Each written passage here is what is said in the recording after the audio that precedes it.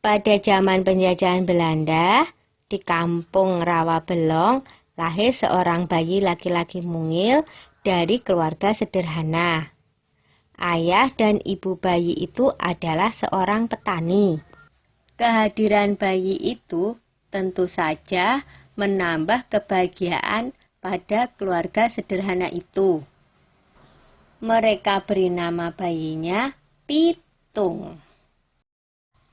Pagi itu, di balai-balai bambu depan rumah, Ibu Pinah sedang menggendong Pitung kecil. Setiap selesai memandikan, Ibu Pinah selalu menggendong bayinya sambil berjemur di depan rumah dan berdoa. "Anakku sayang, kamu harus sehat ya. Kelak kamu harus menjadi manusia yang berguna bagi nusa dan bangsa." Tak terasa, Pitung mulai menginjak usia remaja. Selain belajar mengaji, ia juga belajar ilmu bela diri. Dengan cepat, Pitung menguasai seluruh jurus yang diajarkan oleh sang guru.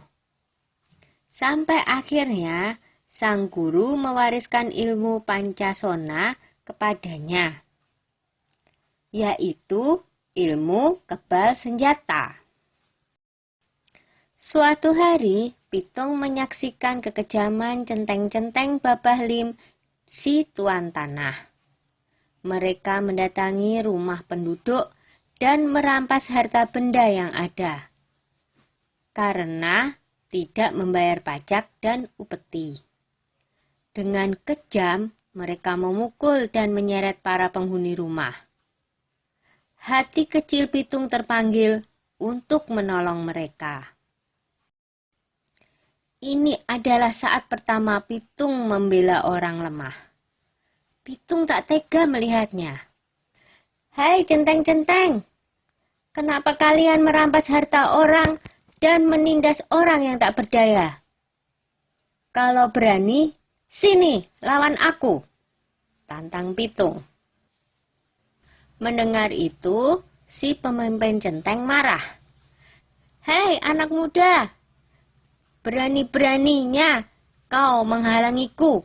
Rasakan ini," hardiknya kepada Pitung.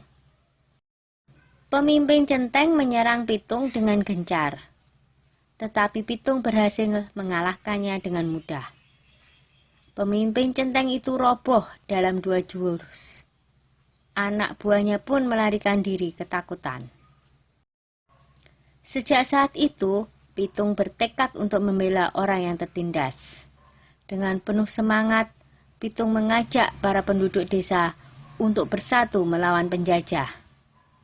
"Kita harus lawan segala penjajahan. Tidak ada yang boleh merampas harta milik kita. Ini adalah tanah kita. Jangan mau diperbudak oleh kompeni," kata Pitung bersemangat.